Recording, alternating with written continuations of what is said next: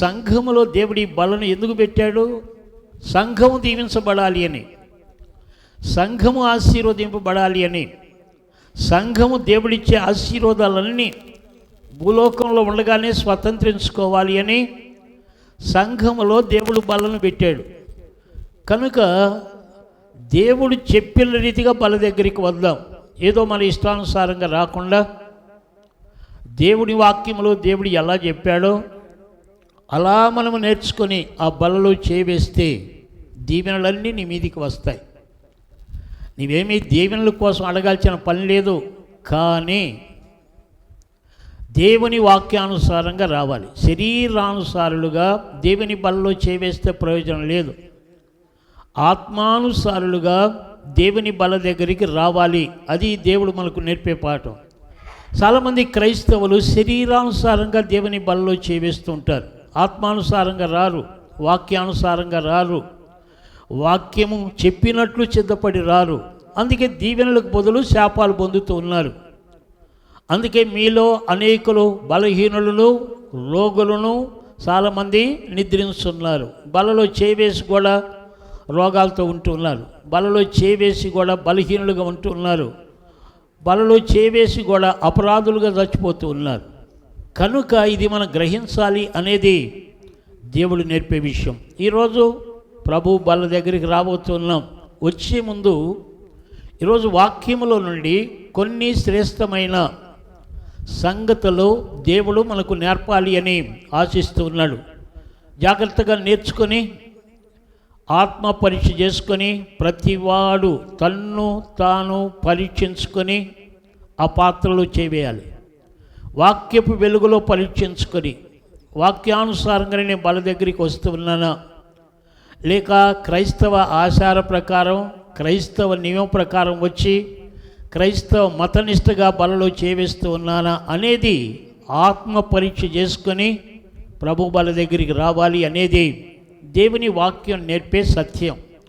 అందుకే దేవుని బల దగ్గరికి వచ్చే ముందు దేవుడు మనల్ని ఎన్నోసార్లు హెచ్చరిస్తూ ఉంటాడు, గద్దిస్తూ ఉంటాడు, సరిచేస్తూ ఉంటాడు, క్రమశిక్షణలు పెడుతూ ఉంటాడు. సంఘములో ప్రభు బల్ల మనకు క్రమశిక్షణ నేర్పే బల్ల. ముందు గుర్తుంచుకోవాలి, క్రమశిక్షణ నేర్పిద్ది బల్ల. తరువాత మనల్ని హెచ్చరిస్తూ ఉంటుంది ఈ బల్ల. మన లోపాలు, మన బలహీనతలు, మన తప్పిదములు ఈ బల్ల హెచ్చరిస్తూ ఉంటుంది.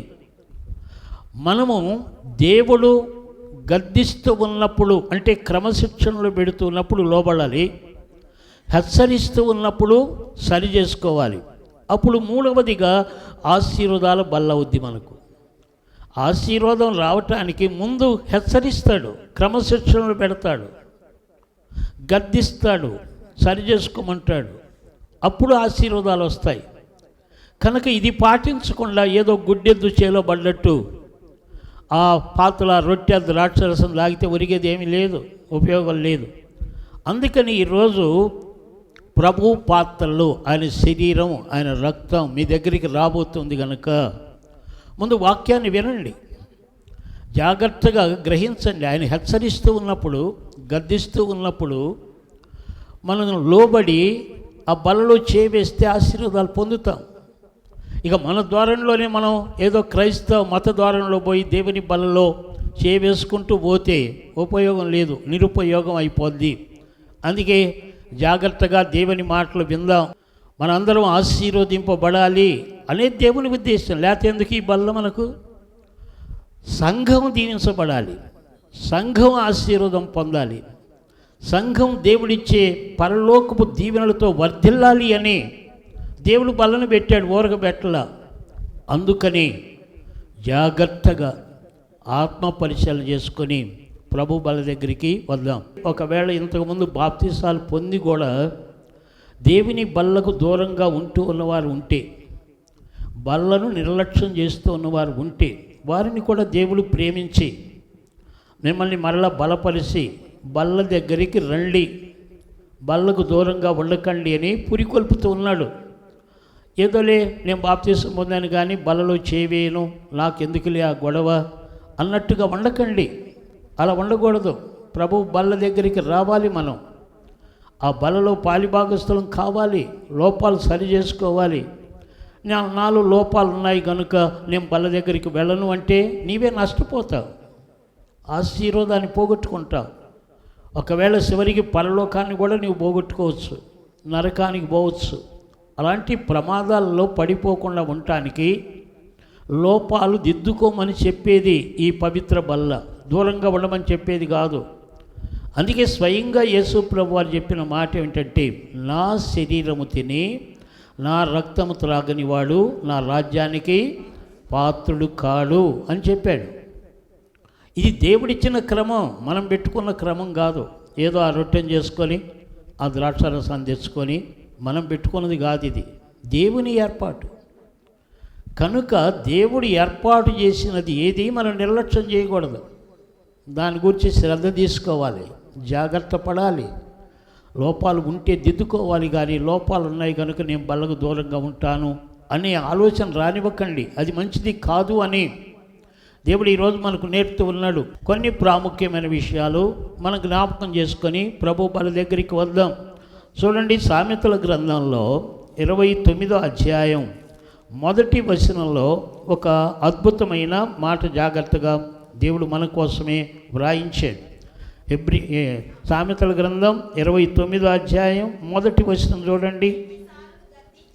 ఎన్నిసార్లు గద్దించినను లోబడని వాడు మరి తిరుగు లేకుండా హఠాత్తుగా నాశనమగును. దేవుడు వ్రాయించిన మాట ఇది. ఎన్ని మార్లు గద్దించినను లోబడని వాడు. దేవుడు ఎన్నో మార్లు తన వాక్యము ద్వారా మనల్ని హెచ్చరిస్తూ ఉంటాడు, వాక్యము ద్వారా క్రమశిక్షణలో పెడుతూ ఉంటాడు, వాక్యము ద్వారా నీ నడత మార్చుకోమంటాడు, నీ క్రియలు మార్చుకోమంటాడు, నీ మాటలు మార్చుకోమంటాడు, నీ చూపులు మార్చుకోమంటాడు, నీ పద్ధతులు మార్చుకోమంటాడు. ఎన్నో మార్లు దేవుడు తన వాక్యము ద్వారా మనలో ఉన్న చెడుగును విడిచిపెట్టమంటాడు, మనలో ఉన్న దుర్గుణాలని వదిలేయమంటాడు, చెడుగు జోలికి పోవద్దు అంటాడు. ఎన్నో మార్లు. ఎందుకు అన్ని మార్లు ఎందుకు చెప్పాలి? దేవుడు ప్రేమామయుడు గనుక, నీవు నశించి నరకానికి వెళ్ళటం దేవునికి ఇష్టం లేదు కనుక ఎన్నో మార్లు, అంటే లెక్కలేని పర్యాయములు,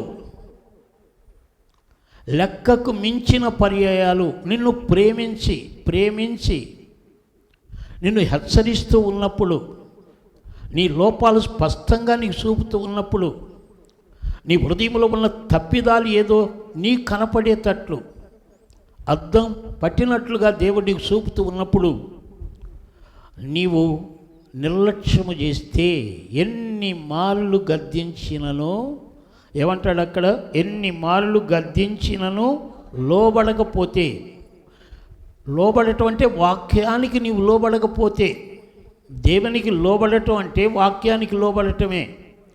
వాక్యము నీతో ఎన్నిసార్లు మాట్లాడినా, కొంతమందికి వాక్యం ఎన్నిసార్లు మాట్లాడినా ఎలా ఉంటుంది అంటే, దున్నపోతు మీద నీళ్లు పోస్తే ఎలా ఉంటుందో అలా ఉంటుందట.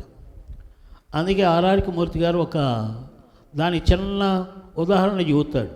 ఏమిటంటే, ఒక కోడి పందాలు వేసే ఒక వ్యక్తి మంచి జాతి కోడిని కొన్నాడట, 10,000 రూపాయలు పెట్టి కొన్నాడట. కొని ఇది పందెంలో గెలవాలి అని దానికి బాగా మేత పెట్టి దబ్బనం తీసుకొని రోజు గుచ్చుతూ ఉంటాడట. పొద్దున్నే లేచి దబ్బనంతో రోజు గుచ్చటం.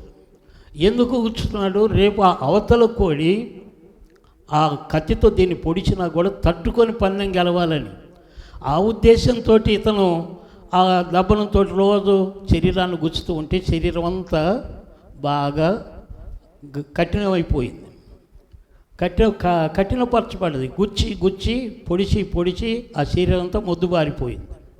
ఇతను అనుకున్నాడు, పందెంలోకి తీసుకెళ్ళి పెట్టాడు, నా కోడి బాగా దానికి క్రమశిక్షణ నేర్పాను, కొట్టేస్తాను తీసుకెళ్తే పెడితే అవతల కోడి వచ్చి బాగా కత్తితో దీన్ని పొడుస్తూ ఉంటే దీనికి సమ్మగా ఉందంట. ఎందుకని? రోజు గుచ్చించుకోవటం అలవాటు అయిపోయిందిగా. గుచ్చి దాని శరీరం అంతా మొద్దుబారిపోయింది. అవతల కోడి తంతూ ఉంటే అదేమి తన్నట్లు లేదట, సమ్మగా ఉంది. చివరికి లాగి తంతే ఇది ఓడిపోయింది. చివరికి అదే. ఎన్నిసార్లు దేవుడి హెచ్చరిస్తున్నా మన హృదయాలు కఠినమైపోతే, మన శరీరం మొద్దుబారిపోతే, ఏదోలే దేవుడు చెబుతూ ఉంటాడులే, బైబిల్ అలా రాయబడ్డదిలే, ఏం పోయిందిలే, మన పద్ధతి మార్చుకోకపోతే ఏం పోయిందిలే అన్నట్టుగా కఠినపరుచుకుంటే, అందుకే దేవుడు అంటున్నాడు, ఎన్ని మార్లు గద్దించినను లోబడకపోతే, నీ హృదయాన్ని కఠినపరుచుకొని, నీ ఆలోచనలు కఠినపరుచుకొని, నీ ప్రవర్తనని నీవు కఠినపరుచుకొని, దేవుని వాక్యానికి నీవు లోబడకుండా, దేవుడు వాక్యంతో గద్దిస్తూ ఉన్నా, హెచ్చరిస్తూ ఉన్నా, బుద్ధి చెబుతూ ఉన్నా, నీ మనస్సాక్షి కఠినమైపోతే, మొద్దుబారిపోతే ఏం జరిగిద్దో దేవుడు చెబుతున్నాడు. మరి తిరుగు లేకుండా హఠాత్తుగా నాశనము అంటే నరకం, తీర్పు, ఆరని అగ్ని, నరకంలో పడిపోతాడు. మనకి ఇది అర్థం కావట్లా. దేవుడు ప్రేమామయుడిగా మన లోపాలు తన వాక్యపు వెలుగులో సూటిగా మనతో మాట్లాడుతూ ఉన్నప్పుడు, మన మనస్సాక్షిని కఠినపరుచుకొని, మన హృదయాన్ని కఠినపరుచుకొని, ఆ పరిశుద్ధాత్ముడు అలాగే చెబుతాడులే, వాక్యం అలాగే చెప్పిద్దని మన దారిని మనం పోతూ ఉంటే అకస్మాత్తుగా నాశనానికి వెళ్ళిపోతాం, నరకంలో పడిపోతామని దేవుడు చెబుతున్నాడు. ఆ పరిస్థితి రాకుండా ఉండాలి అని ఈ బల్ల దగ్గరికి వచ్చినప్పుడల్లా దేవుడు మనల్ని హెచ్చరించడానికి కారణం అది, గద్దించడానికి కారణం అది. లోపాలు సరి చేసుకుంటామేమోనని, ఆ బలహీనతల తప్పిదాలు వదిలిపెట్టి బాగుపడతామేమోనని పదే పదే పదే పదే దేవుడు మనకు గద్దిస్తూ ఉంటే, హెచ్చరిక చేస్తూ ఉంటే, నువ్వు విసిగిపోయావా, వేసారిపోయావా, కరుడుగట్టిపోయావా, అంతేలే దేవుడు అలా చెబుతూ ఉంటాడులే, నా బతికింతే అన్నట్టుగా అయిపోతూ ఉన్నామా?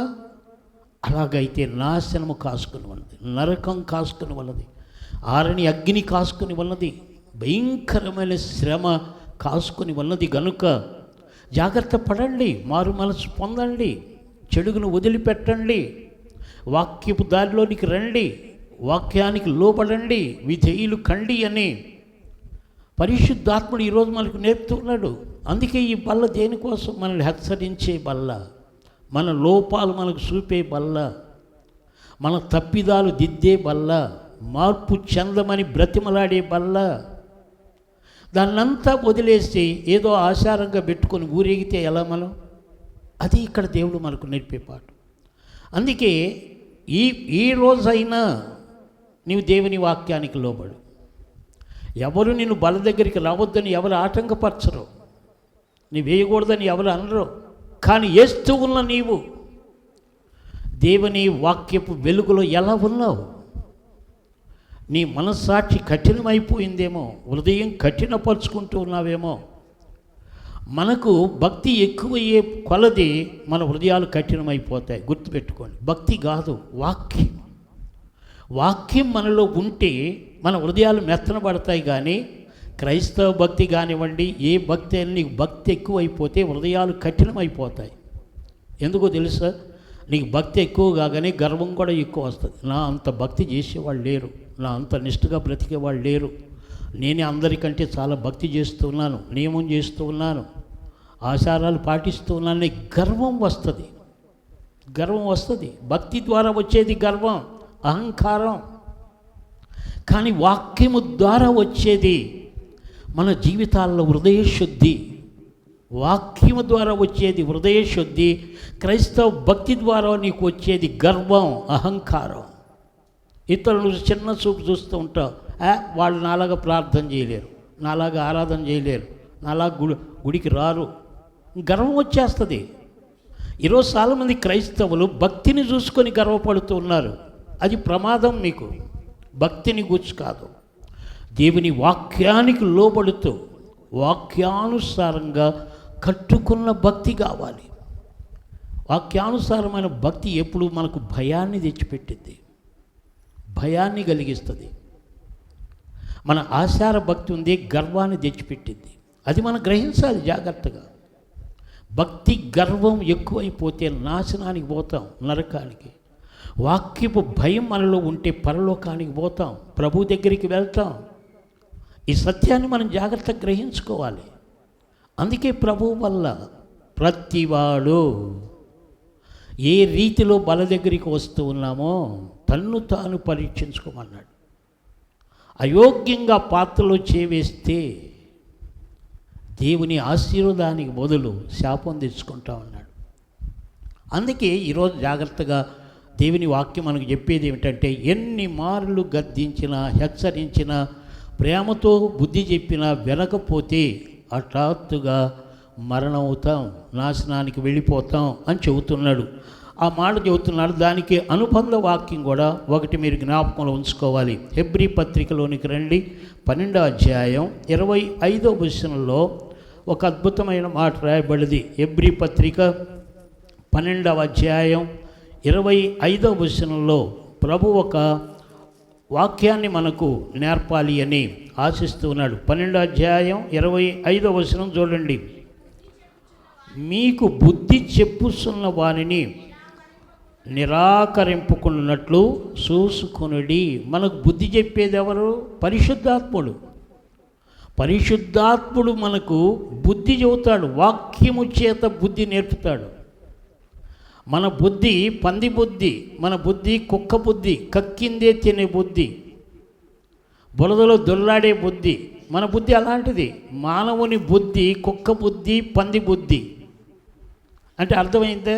కక్కిందే తినే బుద్ధి కుక్క బుద్ధి, బురద గుంటలో దొల్లాడే బుద్ధి పంది బుద్ధి. మానవుని బుద్ధి అది. ఆ గురి గింజకు కింద ఉన్న నలుపు దానికి తెలియక నేను ఎర్రగా అనుకున్నట్లు నీలో ఉన్న అల్ప విశ్వాసం అవిశ్వాసం నీకు తెలియక నేను బాగా ప్రార్థన చేస్తున్నాను, అయ్యో ప్రభు అంటే నాకు ఎందుకు ఇష్టం లేదు, అదండి ఇదండి కూడండి గుచ్చండి ఏదో చెబుతాం మనం. లోపల గూడు కట్టుకున్నది అవిశ్వాసం, అల్ప విశ్వాసం. అది తొలగించుకోవాలి. ఎలా పోద్ది? వాక్యాన్ని వినాలి, వేరే మార్గం లేదు. నీలో ఉన్న అపనమ్మిక, నీలో ఉన్న అవిశ్వాసం, నీలో ఉన్న అల్ప విశ్వాసం పోవాలి అంటే వాక్యాన్ని వినాలి. మనం అదే వినం. అసలు వచ్చిన పెద్ద బాధ. వాక్యం వినబడుతుండే వాళ్ళకి వెళ్ళి వీళ్ళని గుళ్ళి వాళ్ళతో మాట్లాడి వీళ్ళతో కాసేపు బయటికి వెళ్ళి అటు ఇటు పశాలలో కొట్టి కాకపోతే వాక్యం అయిపోతా నాకు వచ్చి ఆమెన్ ఆశీర్వాదాలన్నీ పొందుకొని పోవాలంటే ఎలా పోద్ది ఈ ఆశీర్వాదం? ఈ అవిశ్వాసం అల్ప విశ్వాసం. ఈ తప్పిదాలు దిద్దుకోవాలి, మనం సరి చేసుకోవాలి. అందుకని వారి అవిశ్వాసమును బట్టి దేవుడి అద్భుతము చేయలేదు. నీ అపనమ్మికం, నీ అవిశ్వాసాన్ని బట్టి దేవుడు ఏమీ చేయటం లేదు. దాన్ని తీసేసుకో. ఎవరో తీసేయరు. ఎవరి కాడికో వెళ్ళి తీసేయమంటే ఎవరు తీసేస్తారు? ఎవరు తీసేయరు. ఇక ఎలా ఉంటుందండి? ముక్కుడు చెమిడి ఎవరినో బతిమలాడి తీసేయమంటే ఎవడు తీసేయరు. కాకపోతే ఒక గుడ్డ మొక్క ఇచ్చి తుడుచుకోరు అంటాడు, కానీ ఆ గుడ్డ మొక్క పెట్టి వాడేమి దొడవడు. కనుక నీ అవిశ్వాసం బాగు చేసుకో. అవిశ్వాసం పోవాలి అంటే విశ్వాసం రావాలి. విశ్వాసం రావాలి అంటే వాక్యాన్ని వినాలి. వాక్యం చెప్పేటప్పుడు నీ మనసు ఎక్కడో ఉంటుంది, ఏదేదో ఆలోచిస్తూ ఉంటావు, పరధ్యానములు ఉంటావు. వాక్యమే వినవు, వాక్యం లోపలికి పోదు. ఎట్లా వస్తుంది విశ్వాసం? లోపలంతా అవిశ్వాసం గూడు కట్టుకుని ఉంటుంది. ఎలా పోతాయి? అద్భుతాలు జరుగుతాయి. వారి అవిశ్వాసమును బట్టి అక్కడ ఆయన నీకు అద్భుతాలు చేయలేదు అన్నాడు. సరే, ఇక్కడ ఇంకొక మాట మనం జ్ఞాపకం చేసుకోవాలి. ముళ్ళ పొదలలో ఎత్తబడిన వాడు వాక్యము వినువాడే కానీ ఐహిక విచారమును ధనమోహమును ఆ వాక్యమును అణిచివేయును గనుక వాడు నిష్ఫలుడవును. జాగ్రత్తగా గమనించండి. మీరు కూడా అంటారు ఏమంటే, అబ్బాయి వాక్యం ఎందుకు వినండి, 2 చెవులు నిక్కర పెట్టుకొని వింటానండి, ఒక్క పొలు కూడా బాని అంటారు. కానీ ఇక్కడ దేవుడు ఏం చెబుతున్నాడు చూడండి. దేవుడు చెప్పే మాట వినాలి. ఇక్కడ నీవు నేను చెప్పే మాట కాదు, దేవుడు చెబుతున్న మాట. ఏమంటూ ఉన్నాడు అంటే, ఇక్కడ ఈ అపనమ్మకస్తుడు ఎలాంటి వాడు అంటే దేవుడు చెబుతున్నాడు చూడండి. ఇక్కడ ముళ్ళ పొదలలో ఎత్తబడిన వాడు వాక్యము వినువాడే కానీ, వాక్యం వింటాడు వినువాడే కానీ, ఈ గేటు దాటి అవతలకు వెళ్ళగానే, మందిరం దాటి బయటికి వెళ్ళగానే ఏం కలుగుతాయట వాడికి? విన్న వాక్యం పోద్ది, వాక్యం కొట్టుకొని పోద్ది, దేన్ని బట్టి? ఐహిక విచారాలు. ఇక్కడ వాక్యం వింటారు, గేటు దాటగానే అబ్బే ఏం దయ్యం పోయినట్టు లేదే, మళ్ళీ వణుకొస్తుందే, ఈ రోగంలో పాతికి కూడా తగ్గలేదే. వింటారు ఇక్కడ వాక్యం బాగానే, గేటు దాటగానే వస్తుంది ఇది. వచ్చినందుకు గంట కూర్చున్నందుకు కొంచెం అన్న తగ్గాలిగా, అబ్బే ఏం తగ్గలేదే, ఈ అవిశ్వాసం. వింటారు, అది దేవుడు చెప్పేది, దేవుడు చెప్పే ఉపమానం. వాడు వాక్యం వింటాడు కానీ, చూడండి, ముళ్ళ పొదల్లో విత్తబడిన వాడు వాక్యం వినివాడే కానీ ఐహిక విచారణ. బయటికి పోగానే మరలా రోగాన్ని గురించి ధ్యానం, ఏమీ జరగలేదనే ధ్యానం, వచ్చాను కానీ ప్రయోజనం లేదనే అవిశ్వాసపు ధ్యానం, ఇవన్నీ వస్తాయి. ఇంకెక్కడ వాక్యం ఉండేది ఎక్కడ? వాక్యాన్ని విన్న తర్వాత ధ్యానం చేయాలి. ధ్యానం చేసేది ఎక్కడ? ఈ వాకిలి దాటగానే మళ్ళీ అన్ని విచారాలే. ఏమో వచ్చాను కానీ ఏం జరిగినట్లేదే, 3 గంటలు కూర్చున్నాను మందిరంలో, అబ్బే చీమంతా కూడా జరగలేదే. అవిశ్వాసం అక్కడే కాసుకొని ఉంటుంది, ఆ గేట్ దగ్గరే ఉంటుంది. అపనమ్మకం, ఏమీ జరగలేదు, ఏమీ జరగలేదు, ఏమీ జరగలేదు, అపనమ్మకం. అందుకే వాడు వింటాడు కానీ ఐహిక విచారాలు, ధనమోసం. అబ్బే ఏదో కలిసి వస్తా అనుకున్నాను కానీ ఏం కలిసి రాలేదే. ధనమోసం, మోసం చేస్తుంది అది నిన్ను. చివరికి అదే నిన్ను అంటది, ఏం పోయిందమ్మా, ఇన్ని వారాలు పోయావు, ఏం కలిసి వచ్చింది నీకు? ఇన్ని ఆదివారాలు పోయావు, శుక్రవారాలు పోయావు, ఏం కలిసి రాలేదుగా. మోసం, సైతాను మోసంలో పడిపోతున్నారు. ఇది అర్థం కావట్లా. మనం చేసే లోపాలు మనం దిద్దుకోలేకపోతున్నాం. ఐహిక విచారము, ధనమోసము వాక్యాన్ని అణిచివేస్తుంది. నువ్వు బయటికి వెళ్ళగానే ఇవన్నీ మరలా వచ్చి గూడు కట్టుకుంటాయి. వాక్యం అణిగిపోద్ది, మరలా విశ్వాసం పెరిగిపోద్ది, అల్ప విశ్వాసం పెరిగిపోద్ది. అందుకే మనం ఎలా ఉంటాం అంటే, ఎక్కడేసావు గొంగడి అంటే వేసిన దగ్గరే ఉన్నట్టు ఉంటుంది. అది ఇక్కడ అపనమ్మకాన్ని తొలగించుకోవాలి.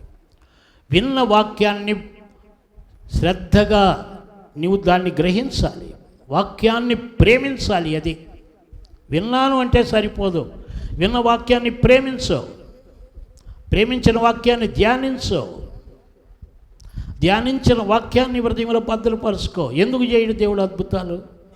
చేస్తాడు, అంత ఓపిక లేదుగా మనకు. అందుకే అపనమ్మకం ఎన్ని మార్లు మనం గద్దించినా అపనమ్మకం ఉంది కనుక మన బ్రతుకంతే. ఇంక మనం ఎదగము, దేవుడి ఆశీర్వాదాలు రావు. అపనమ్మకం, దాన్ని తొలగించుకోవాలి. ఈరోజు దేవుని బలలో చేవేస్తున్న నీ జీవితంలో అపనమ్మకం ఉన్నదేమో, దాన్ని తొలగించుకో. అదే దేవుడు ఎన్నో మార్లు నిన్ను హెచ్చరిస్తున్నాడు. నీలో ఉన్న అపనమ్మకమే నీకు అద్భుతాలు చేయకుండా అడ్డుకుంటుంది. ఆ అపనమ్మకాన్ని తొలగించుకో అని దేవుడు నిన్ను నన్ను స్వయముగా ఆయన హెచ్చరిస్తూ ఉన్నట్లు లేఖనాల్లో చూస్తూ ఉన్నాం. అందుకే జాగ్రత్త పడాలి అనేది ఈరోజు మనం గ్రహించాలి. దేవుని బలలో చేవేస్తూ ఉన్నాం కానీ నీకు అపనమ్మకం ఎక్కువ ఉందేమో, దాన్ని తొలగించుకోమంటూ ఉన్నాడు.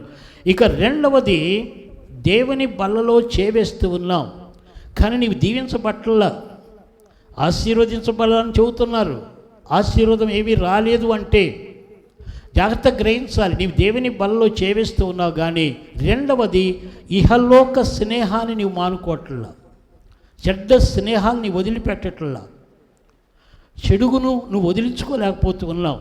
ఇహలోక మాలిన్యం అది నీ వదిలించుకోలేకపోతున్నావు. ఈ లోక స్నేహం, దుష్ట స్నేహం, చెడ్డ స్నేహాలు, పాడు స్నేహాలు, త్రాగుబోతుల స్నేహాలు, వేశ్యలతో స్నేహాలు, దుర్గుణాలు ఉన్నవారితో స్నేహాలు, వీటితో మనం వదిలించుకోలేకపోతున్నాం.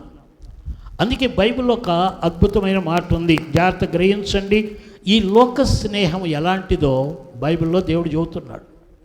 కొంతమంది భక్తి చేస్తారు, క్రైస్తవ భక్తి ఉంటుంది కానీ ఈ లోక స్నేహాలు వదులుకోలేరు, చెడ్డ స్నేహాలు వదిలించుకోలేరు, చెడుగును వదిలించుకోలేరు. చెడుగు పెట్టుకొని భక్తి, చెడ్డ స్నేహాలు చేస్తూ భక్తి, త్రాగుబోతులతో గడుపుతూ భక్తి, దుర్వ్యసనాలతో ఉన్నోళ్ళతో స్నేహాలు చేస్తూ భక్తి. ఏం భక్తి అది? అది దేవుడు ఇక్కడ అనేది. ఈ లోక స్నేహం, అలోక స్నేహం బైబిల్లో దేవుడు ఎంత తేటగా రాయించాడో చూడండి.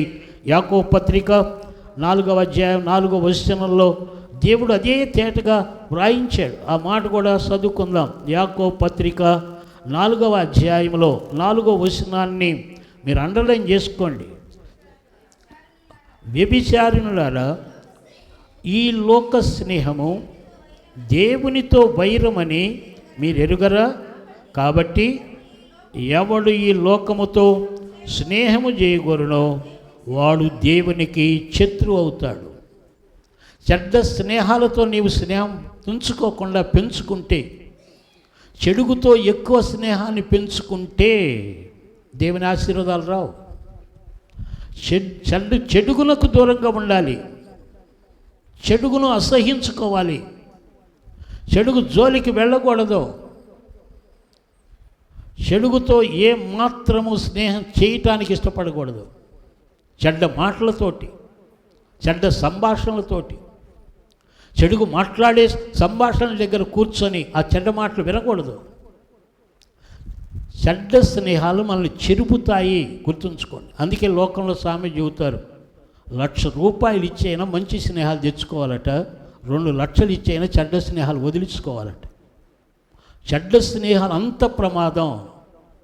చెడ్డ స్నేహం మంచివాడిని కూడా పాడు చేస్తాయి, తప్పకుండా పాడు చేస్తాయి. అందుకని చెడుగునకు దూరంగా ఉండాలి.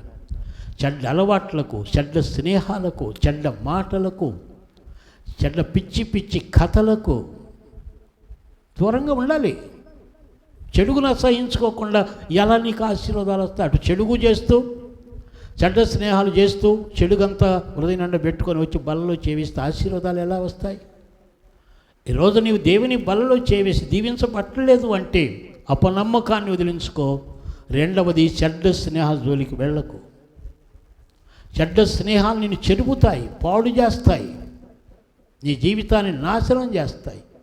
ఇంకొక మాట కూడా దేవుడు చెప్పాడు బైబిల్లో. చూడండి, కొరింథీ సంఘానికి రాసిన మొదటి పత్రిక 15వ అధ్యాయంలో దేవుడు ఇంకొక మాట ఇక్కడ చెప్పాడు. చూడండి, మీరు జాగ్రత్త గ్రహిస్తే 33వ వచనం చూడండి. 15వ అధ్యాయం 33వ వచనం. మోసపోకుడి, దుష్ట సాంగత్యము మంచి నడవడిని చెరుపును. కొరింథీ మొదటి పత్రిక 15వ అధ్యాయం 33వ వచనం. మోసపోవద్దు, చెడ్డ స్నేహం నిన్ను చెరిపేస్తుంది. అదే ఇక్కడ చెబుతున్నాడు. దుష్ట సాంగత్యం అంటే చెడ్డ స్నేహాలు, చెడ్డ సహవాసాలు, చెడ్డ అలవాట్లు నీ మంచి నడవడిని పాడు చేస్తాయి. దేవుని బల్లో చేవేశావు, కానీ మరి చెడ్డ సహవాసాలు వదిలిపెట్టాలి. చెడుగును మానుకోవాలి. చెడుగుతో సహవాసం చేయటం మానేయాలి. అది మానకుండా దేవుని బల్లో చేవేస్తే ఉపయోగం ఏంటి? అందుకని చెడ్డ సాహసాలు వదిలిపెట్టాలి. చెడుగు జీవితాలను నాశనం చేస్తుంది. చెడుగు దగ్గర నువ్వు కూర్చుంటే నీవు కూడా చెడిపోతావు, ఇంకేం సందేహం లేదు. నేనేమి చెట్ల ప్యాక ఆడినండి, కూర్చొని చూస్తానని 10 రోజులు, తర్వాత నువ్వు లక్షలు దానిలో పోగొడతావు. ఎందుకంటే నువ్వు కూడా అబ్బిద్ది. చెడ్డ సహవాసాలకు ఆకర్షణ ఎక్కువ, మీరు గుర్తుపెట్టుకోండి. చెడుగునకు ఆకర్షణ ఎక్కువ. చెడ్డ స్నేహాలు నిన్ను బాగా ఆకర్షించుకుంటాయి. అందుకే చెడ్డ స్నేహాలు వద్దు. యేసయ్య మంచి స్నేహితుడు, ఆయనతో సహవాసం చేయండి. యేసయ్య గొప్ప స్నేహితుడు, ఆయనతో సహవాసం చేయండి. యేసయ్య మనల్ని దీవించే స్నేహితుడు, ఆయనతో సహవాసం చేయండి. యేసయ్య మంచి లక్షణాలు మనకు నేర్పే స్నేహితుడు, ఆయనతో సహవాసం చేయండి. ఎందుకు చెడుగుతో సహవాసం చేయాలి? చెడుగుతో సహవాసం చేస్తే నువ్వు తప్పక చెడిపోతావు అంతే. 10 మంది చెడ్డ స్నేహితులు నీకున్నారంటే నీవు చెడిపోతావు అంతే. ఒక మంచి స్నేహితునితో నీవు సహవాసం చేస్తే నీ జీవితం బాగుపడిద్ది, మంచి బుద్ధులు అబ్బుతాయి. ఈరోజు మనం మంచి స్నేహితులతో సహవాసం చేయం. మంచి వాళ్ళని ఎలా చూస్తాం అంటే ఇంటికిలాగా చూస్తాం. వాడేంట్లే. చెడ్డ స్నేహాలు అయితే బాగా చేస్తాం. అక్కడే మనం దెబ్బతింటూ ఉన్నాం. అందుకే చెడ్డ స్నేహాలు వదిలించుకోండి, మంచి స్నేహాలు కలిగి ఉండండి. పాత్రలో ఉన్న ఆశీర్వాదాలన్నీ వస్తాయి, లేకపోతే రావు. అది భక్తి అంటే ఏమిటంటే చెడుగును విసర్జించటమే భక్తి అండి. అది మనం గ్రహించట్లా. భక్తి అంటే ఏదో మన భక్తి నిష్ఠులు అనుకుంటున్నాం, కాదు. అసలైన భక్తి ఏమిటంటే చెడుగును సహించుకోవటమే నిజమైన భక్తి. అది నేర్చుకోవాలి మనం. అది ఇక్కడ చెప్పేది. అందుకే మనం ఈ ఇహలోక స్నేహాలు, చెడ్డ స్నేహాలు వదిలిపెట్టాలి. ఇక మూడవది, చెడుగును ప్రేమించకూడదు. చెడుగును అసహించుకోమని బైబిల్ చెబుతుంది. చెడుగును ప్రేమించుకో, ఏ చెడుగైనా ప్రేమించుకో. చెడుగును అసహించుకోవాలి. దేవుని పాత్రలో చేవేసిన వారు ఆశీర్వాదాలు రావాలి అంటే చెడుగును అసహించుకుంటూ బ్రతకాలి. చెడుగును హత్తుకోకూడదు, చెడుగును ముద్దెట్టకూడదు, చెడుగుతో ఎక్కువ సావాసం చేయకూడదు. అది అసహించుకో. ఒక మాట చెప్పాలి అంటే ప్రతి విధమైన చెడుగు, ప్రతి విధమైన దుర్గుణాలు, ప్రతి విధమైన దురలవాట్లు, ప్రతి విధమైన చెడ్డ స్నేహాలు పెంటతో సమానం. పెంటను మనం అసహించుకుంటామో ముద్దు పెట్టుకుంటామో చెప్పండి? ఎందుకు పెంటను అసహించుకుంటాం? అది పెంట, కంపు. మరి చెడ్డ స్నేహాలు కూడా అంతే కదా. నీవేమో ప్రభువా ప్రభు అంటుంటివి, చెడ్డ స్నేహాలతో చేస్తూ ఉంటే ఎలా వస్తుంది ఆశీర్వాదాలు? రానే రావు. మళ్ళీ దేవుని మీద నిందించకండి. నీ పెంటను ముద్దు పెట్టుకుంటున్నావు, పెంటతో సావాసం చేస్తూ ఉన్నావు, పెంటను కౌగిలించుకుంటూ ఉన్నావు, ఎలా వస్తుంది నీకు పరిశుద్ధత? ఇది మనం గ్రహించలేకపోతున్నాం. దేవుని బలలో ఏదో ఆచారంగా చేయవేస్తే లాభం లేదు. మనం చేయాల్సింది ఏదో చేసి బలలో వేస్తే ఆశీర్వాదాలన్నీ వెంట వస్తాయి. అది. ఇక మూడవది, చెడుగును మనం ప్రేమించకూడదు. చూడండి, 1 కొరింథీ పత్రిక, కొరింథీ సంఘానికి రాసిన మొదటి పత్రిక 6వ అధ్యాయంలో 9-10 వచనాలు. ఇవన్నీ చెడుగు సావాసాలే. ఈ చెడుగును అసహించుకోవాలి. ఇవన్నీ మనము అసహించుకునే ప్రజలంగా ఉండాలి. చూడండి, మొదట అందరూ బైబిల్ తెరవండి. ఇవి చాలా ప్రాముఖ్యమైన విషయాలు. మీరు బైబిల్ అండర్లైన్ చేసుకోవాలి, బాగా శ్రద్ధగా వినాలి. కొరింథీ సంఘానికి రాసిన మొదటి పత్రిక 6వ అధ్యాయంలో 9-10 వచనాలు జాగ్రత్త గ్రహించండి. అన్యాయస్తులు దేవుని రాజ్యమునకు వారసులు కానేరని మీకు తెలియదా? మోసపోకుడి, జారులైనను, విగ్రహారాధికులైనను, వ్యభిచారులైనను, ఆడంగితనము గలవారైనను, పురుష సంయోగులైనను, దొంగలైనను, లోబులైనను, త్రాగుబోతులైనను, దోషకులైనను, దోసుకుని వారైనను దేవుని రాజ్యమునకు వారసులు కానేరరు, పరలోకంలో ప్రవేశించలేరు. ఈ చెడుగును అసహించుకోవాలి, చెడ్డ వాటిని అసహించుకోవాలి, మంచి వాటిని హత్తుకోవాలి. నేను మంచిగా బ్రతకాలి అని తీర్మానం కలిగి ఉందాం. అప్పుడు ఎందుకు రావు ఈ బలలో ఆశీర్వాదాలు? ఇక కొంతమంది అనేది ఏంటంటే, అబ్బే ఆ బల్లిచ్చాయన ఉపవాసం ఉండి ఇలా, అందుకే మాకు ఆశీర్వాదాలు రాలా. ఇంకా ఏమంటారు తెలుసా? ఆ రొట్టె చేసినా మడిగట్టుకోవాలా, అందుకని ఆశీర్వాదాలు ఇవన్నీ సైతాన్ నేర్పే బుద్ధులు. అబ్బే పాస్టర్ గారు తెచ్చి ఇలా, ఎవరో భ్రష్టురాలు తెచ్చిచ్చింది ఆశీర్వాదం, మీరు నేర్చుకునేది. ఎవరో తెస్తే కాదు, ఎవరో చేస్తే కాదు. ఇక్కడ నీవు చెడుగును అసహించుకుంటే, మంచిని హత్తుకుంటే బలలో ఉన్న ఆశీర్వాదాలన్నీ వస్తాయి. ఎవరు చేశారనేది కాదు రొట్టె, ఎవరు ఇచ్చారనేది కాదు రొట్టె, ఎవరు నోట్లో పెట్టారనేది కాదు. ఏదో ఒక మనిషి తెచ్చి నోట్లో పెడితే వస్తే ఆశీర్వాదాలన్నీ. నేనే పెద్ద అంగి చేసుకున్నాను, పెద్ద బిషప్ లాగా టోపీ పెట్టాను, అన్నీ చేశాను అనుకోండి, దొరలాగా తయారై నేనే తెచ్చి మీ నోట్లో పెట్టాను అనుకోండి, వస్తాయి ఆశీర్వాదాలు? నేను ఇస్తే రావు, ఇంకొకరు ఇస్తే రావు. అది కాదు ఇక్కడ. నీ హృదయములో నీవు చెడుగును అసహించుకున్న రోజు, మంచి వాక్యాన్ని హత్తుకున్న రోజు, నీవు దేవుని బలలో చేయవేగానే వచ్చేస్తాయి. ఎవరు ఇచ్చారు, ఎవరు చేశారు, ఎవరు నోట్లో పెట్టారు అనేది కాదు ఇక్కడ. ఇది గ్రహించలేక ఇవన్నీ పెట్టుకున్నాం. అబ్బే వాళ్ళు ఇచ్చారండి ఆశీర్వాదం లేదు, ఎవరో రొట్టె చేసినా మడి కట్టుకోలేదు అట్టుకుందండి, దీవెన రాలా.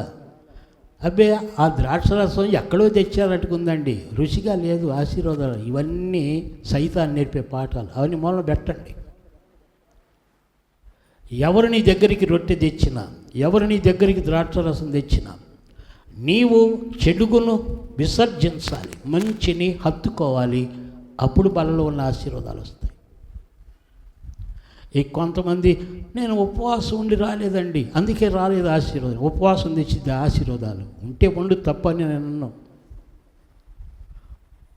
ఉపవాసం ద్వారా ఆశీర్వాదాలు వస్తే ఇంకెందుకు మనం ఈ భజన ఎందుకు? ఇంట్లోనే కూర్చొని 40 రోజులు దీక్షపోని ఉపవాసం చేసి ఆశీర్వాదాలన్నీ ఇల్లంతా నింపుకోవచ్చుగా.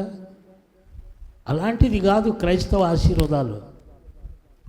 మనం ఎప్పుడైతే చెడుగును అసహించుకుని మంచిని హత్తుకుంటామో, మన హృదయాలు పవిత్రంగా ఉంటాయో, హృదయం పవిత్రం లేకుండా ఇచ్చేనాయన ఆ అంగి వేసుకొని ఇచ్చినా లేకపోతే తెచ్చేవాళ్ళు ఎంతో నీట్గా వచ్చినా రావు. హృదయం కావాలి. హృదయం పరిశుద్ధంగా ఉంటే పాత్రలోని ఆశీర్వాదాలు నీకు వస్తాయి. చెడుగును అసహించుకో. చెడుగును పెట్టుకొని పాత్రలో చేవేస్తే రావు ఆశీర్వాదాలు, దీవెనలు రావు. అది మనం గ్రహించాలి, అది నేర్చుకోవాలి. మనం ఏం నేర్చుకుంటున్నాం? పై భక్తి. ఏదో 4 పాటలు పాడి నేను బాగా పాడతాను కనుక 4 పాటలు పాడిపోతే భక్తి వస్తుంటారా? పాటలు పాడతారు, ఇక వాక్యం వినరు.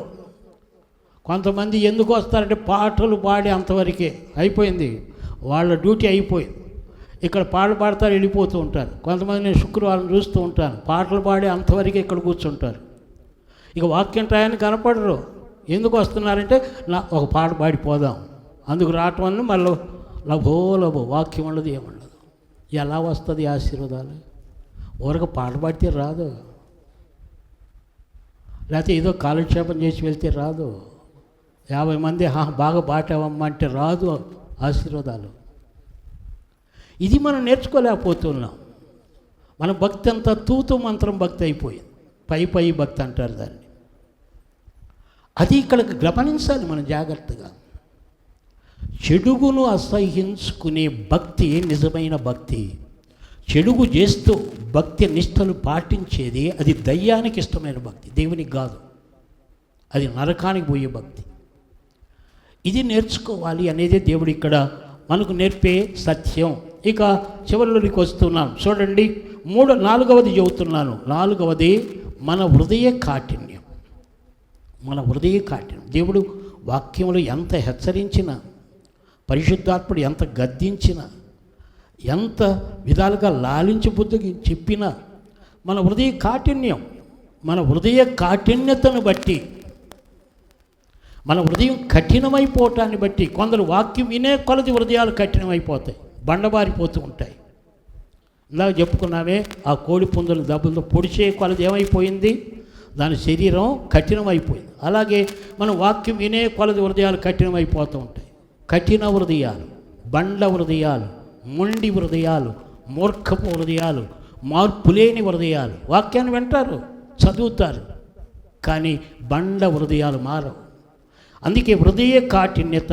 చూడండి ఒక మాట, హెబ్రీ పత్రిక 3వ అధ్యాయం 8వ వచనంలో, నేడు మీరాయన శబ్దమును వినిన ఎడల అరణ్యములో శోధన దినమందు కోపము పుట్టించినప్పటి వలె మీ హృదయములను కఠినపరుచుకొనడికిడి. వాక్యం వినే కొలది నీ హృదయం కఠినమైపోతుందా? వాక్యం వినే కొలది మన హృదయాలు మెత్తబడాలి, మెత్తని హృదయాలుగా మారాలి. కొంతమందికి వాక్యం వినే కొలది, భక్తి ఎక్కువయ్యే కొలది హృదయాలు కఠినమైపోతాయి, బండ హృదయాలుగా మారిపోతూ ఉంటాయి. అదే ఇక్కడ దేవుడు చెప్పేది. ఆ 8వ వచనం జాగ్రత్త గ్రహించండి. నేడు మీరు ఆయన శబ్దం వినని ఎడల. వాక్యం, శబ్దం అంటే వాక్యం, వాక్యపు శబ్దం. వాక్కు నీతో మాట్లాడుతుంది. వాక్యపు శబ్దాన్ని వింటూ ఉన్నావు. వినని ఎడల అరణ్యములో శోధన దినమందు కోపం పుట్టించినప్పటి వలె మీ హృదయములను కఠినపరచుకొనకుడి. వాక్యం వినే కొలది కొంతమంది హృదయాలు కఠినమైపోతాయి, మరీ కఠినంగా తయారైపోతాయి. అలా హృదయాలు కఠినపరచుకోకూడదు. వాక్యాన్ని వినే కొలది మన హృదయాలు పవిత్రతలోనికి రావాలి, పరిశుద్ధతలోనికి రావాలి. మూర్ఖత్వం మారిపోవాలి, మొండి వైఖరి మారిపోవాలి, బండ వైఖరి మారిపోవాలి, బండ స్థితి పోవాలి, మెత్తని హృదయం రావాలి మనకు. అందుకు వాక్యం. కొందరు వాక్యం వినే కొలది భక్తి బాగా పెరిగిద్ది. ఆ భక్తి దానిలో మొండి హృదయాలు, కఠిన హృదయాలు, బండ హృదయాలు అయిపోతాయి. అందుకే అంటారు, ఎన్ని నీళ్లు పోసినా, దున్నపోతు మీద ఎన్ని నీళ్లు పోసినా కిందికే పోతాయి, లోపలికి ఏం పోవు. అదే మన హృదయాలు వాక్యం వినే కొలది, భక్తి ఎక్కువే కొలది కఠినమైపోతాయి, దేవునికి దూరం అయిపోతాం. అలా ఉండొద్దు అంటాడు. ఇంకొక వచనం ముగించుకుందాం. 5వది ఏమిటంటే పరిశుద్ధాత్మని వీళ్ళు దుఃఖపెడతారు. పరిశుద్ధాత్మను దుఃఖపెడుతూ ఉంటారు. పరిశుద్ధాత్మ ఎన్నిసార్లు చెప్పినా, పరిశుద్ధాత్ముడు చెప్పాడు అనుకోడు, పాస్టర్ చెప్పాడు ఆయన నా మీద కక్ష ఎక్కువ, నన్ను ఎప్పుడు ఒడుస్తూ ఉంటాడు, ఈయన మీద పెంచుకుంటారు. పరిశుద్ధాత్మను దుఃఖపెట్టేవాళ్ళు వీళ్ళు. వాక్యానికి లోబడకుండా ఇంకా ఆయనకి ఏం పని లేదండి, నన్నే గురించి చెబుతాడండి, ఇదొక మొండి హృదయాలు. పరిశుద్ధాత్మను ఏడ్పిస్తూ ఉంటారు. పరిశుద్ధాత్ముడు నీ బాగు కోసం హెచ్చరిస్తూ ఉంటే, పరిశుద్ధాత్ముడు నిన్ను బాగు చేయాలని గద్దిస్తూ ఉంటే, నీ లోపాలు నీకు చూపుతూ ఉంటే ఏమంటారు? హృదయాలు కఠినపరుచుకొని పరిశుద్ధాత్మను దుఃఖపెడుతూ ఉంటాడు. అందుకే వీళ్ళు దీవెనలు పొందలేకపోతున్నారు. పరిశుద్ధాత్మను దుఃఖపెడుతూ ఉన్నారు కనుక బలలో చేవేస్తూ ఉన్నారు కానీ ఆశీర్వాదాలు పొందట్లేదు. అందుకే ఈ 5 లక్షణాలు మనలో ఉన్నాయేమో జాగ్రత్తగా చూసుకోవాలి. ఎఫెసీ పత్రిక 4వ అధ్యాయం 30వ వచనంలో దేవుడు అదే స్పష్టంగా బైబిల్లో రాయించాడు. దేవుని పరిశుద్ధాత్మను దుఃఖపరచుకుడి. పరిశుద్ధాత్మను ఏడ్పించకండి, దుఃఖపెట్టకండి. పరిశుద్ధాత్ముడు నిన్ను హెచ్చరిస్తూ ఉంటే, నీ లోపం నీకు చూపుతూ ఉంటే, సరి చేసుకోమని చెబుతూ ఉంటే, ఆ చెడుగును, ఆ దుర్మార్గతను, ఆ చెడ్డ అలవాట్లు వదిలిపెట్టమని చెబుతూ ఉంటే, చెప్పే వాళ్ళ మీద తిరస్కారం చేయకూడదు, ఎదురుదాడి చేయకూడదు. అలా చేస్తే పరిశుద్ధాత్ముడు ఏడుస్తాడు, దుఃఖపడతాడు. పరిశుద్ధాత్మను దుఃఖపెట్టిన తర్వాత ఎన్ని మార్లు నీవు బలలో చేవేస్తే ఆశీర్వాదాలు ఎలా వస్తాయి? దీవెనలు ఎలా వస్తాయి? రానే రావు. కొంతమంది క్రైస్తవ భక్తి చేస్తారు, పరిశుద్ధాత్మను ఏడిపిస్తూ ఉంటారు. గంటల తరబడి ప్రార్థన చేస్తారు, పరిశుద్ధాత్మను ఏడిపిస్తూ ఉంటారు. ఉపవాసాలు ఎక్కువగా ఉంటూ ఉంటారు, పరిశుద్ధాత్మను ఏడిపిస్తూ ఉంటారు. ఇలాంటి భక్తి, ఇలాంటి నిష్టలు పనికిరావు. పరిశుద్ధాత్ముడు ఎప్పుడు ఏడుస్తాడు? నీ వాక్యానుసారంగా జీవించినప్పుడు, వాక్యానికి భయపడినప్పుడు, వాక్యానికి లోపడినప్పుడు, వాక్యపు వెలుగులో మన తప్పిదాలు దిద్దుకోనప్పుడు పరిశుద్ధాత్ముడు ఏడుస్తాడు. ఇప్పుడు తల్లిదండ్రులు కుమార్తెని కానీ కుమారుని కానీ హెచ్చరించారు. వినకుండా తప్పుడే చెడ్డ పనులు చేస్తూ ఉంటే ఏం చేస్తారు? తల్లిదండ్రులు తలబట్టుకొని ఏడుస్తారు. ఏమని? అసలు ఎందుకు గన్నాను రా బాబు అని తల్లిదండ్రులు ఏడుస్తారు. ఇక చేసేది ఏం లేదు. ఎన్ని మార్లు గద్దించినా, ఎన్ని మార్లు హెచ్చరించినా, ఎన్ని మార్లు వాడిని సరిచేయాలనుకున్నా వినని కుమార్తెను గురించి, వినని కుమారుని గురించి తల్లిదండ్రులు తలబట్టుకొని ఏడుస్తారు. పరిశుద్ధాత్ముడు కూడా చేసేది అదే చివరికి.